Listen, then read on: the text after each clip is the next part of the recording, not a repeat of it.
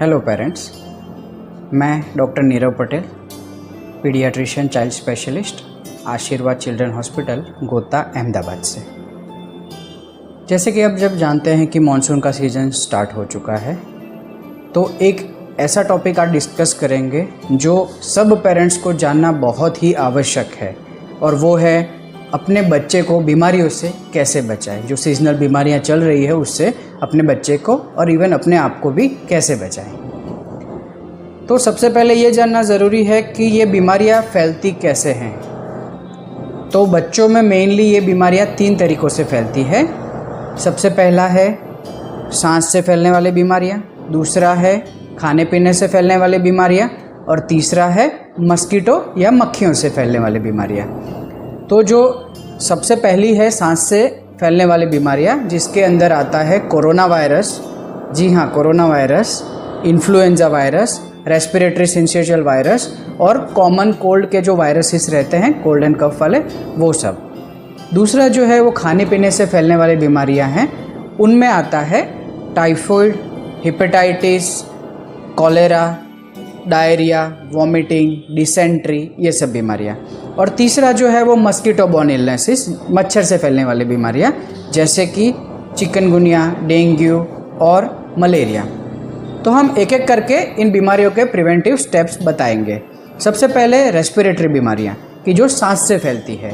तो जैसा कि आप सब जानते ही हैं कि हम धीरे धीरे अवेयर हो रहे हैं इन सब चीज़ों के लिए कि अगर कोई वायरस या बैक्टीरिया सांस से फैलता है तो उसको प्रोटेक्ट करने के लिए सबसे बेस्ट तरीका है मास्क पहनना। जी हाँ, सिर्फ कोरोना के लिए नहीं, इवन बाकी के जो बैक्टीरिया है जो सांस से, नाक से या मुंह से एंटर होते हैं शरीर में, उनको प्रिवेंट भी मास्क करता है। तो कोरोना अगर कम भी है, पर अगर आपका बच्चा प्रॉपरली मास्क पहनता है, अगर 2 साल से ऊपर का है, तो इन बीमारियों से बचा जा सकता है। दूसरी चीज़ कि ये बीमारियां बहुत ही इन्फेक्टिव रहती है, चेपी रहती है, एक दूसरे को फटाफट फैलती है। तो अगर घर में किसी को भी एक भी सिम्टम है सर्दी का या खांसी का या बुखार का, तो अपने आप को, जैसे हम कोरोना वायरस में भी करते थे, आइसोलेट कर दीजिए, बच्चों के कांटेक्ट में मत आइए। तो आपके बच्चे, इवन आपके फैमिली मेम्बर्स भी उन इन्फेक्शन से बच सकते हैं, क्योंकि एक चेन रहता है, एक को हुआ फिर दूसरे को होएगा। तो ये सब चीज़ों का ध्यान रखिए। तीसरा कि बच्चे को पहले से आदत रखिए कि उनको गुनगुना पानी पिलाएं, जिससे कि जो बैक्टीरिया या वायरस गले में कॉलोनाइज होते हैं उनको हम उनका असर चालू होने से पहले ही मार सकते हैं। 4th इज, अगर बच्चा भांप ले सकता है, गर्म पानी का स्टीम इनहेलेशन ले सकता है बड़ा बच्चा, तो वो करवाए, जिससे नाक के वायरसेस और बैक्टीरिया किल कर सकते हैं।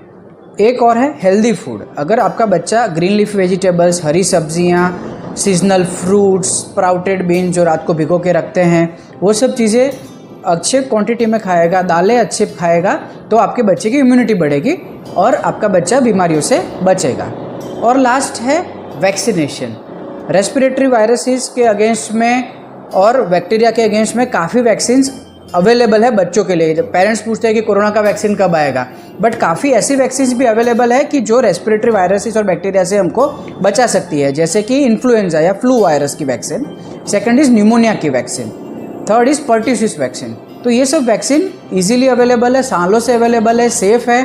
तो ये सब वैक्सीन का आप अगर नहीं कंप्लीट किया है कोर्स, तो कंप्लीट करवा लीजिए। अब आते हैं हम खाने पीने से फैलने वाली बीमारियाँ। ये सब बीमारियाँ हैं जो हम दूषित खाना खाने से, दूषित पानी पीने से, बिना ढका हुआ खाना खाने से फैलती है। तो जैसे मैंने बताया कि अगर हम बच्चों को, इवन हम बड़े लोग भी बाहर का खाना कम खाएं या ना खाएं, जो ऐसा खाना है जिसके ऊपर हमको डाउट है कि वो खुला छूटा हुआ था, मक्खियाँ बैठी हुई थी उसके ऊपर, तो वो खाना बिल्कुल मत खाएं। पानी जो रहता है अपना आरओ का, इस सीज़न में आरओ के पानी को भी उबाल के पीजिए, जिससे कि हम डबल श्योर हो जाए कि बैक्टीरिया और वायरस अंदर के मर जाते हैं। 4th इज़ कि बच्चों को कुरकुरे, वेफर, बिस्किट्स, ये सब चीज़ों से दूर रखें। और बच्चों को हैंड हाइजीन का पार्ट पढ़ाए कि बच्चों को हैंड वॉश कैसे करना है, बाहर से आने के बाद, लेटरिन या यूरिन करने के बाद, खाना खाने से पहले, स्टेप्स ऑफ हैंड हाइजीन, वो सब बच्चों को अच्छे से सिखाए, जिससे कि आपका बच्चा आगे जाके भी कभी ये इन सब बीमारियों से इन्फेक्ट ना हो। और लास्ट में हम आएंगे मस्कीटो बॉर्न डिजीज़। अभी मस्कीटो बॉर्न डिजीज़ के लिए हमने डिटेल में एक वीडियो बनाया हुआ है, जो इसका लिंक डिस्क्रिप्शन में मैं दे दूंगा, तो आप उसके अकॉर्डिंगली फॉलो करेंगे तो आप अपने बच्चे को डेंगू, मलेरिया, चिकनगुनिया जैसे मस्कीटो बॉर्न डिजीज से भी बचा सकते हैं। अगर इसके अलावा भी आपको कोई क्वेश्चन है तो हम अपने कमेंट बॉक्स में आप उसको लिखिए, तो हम उसका जवाब देंगे।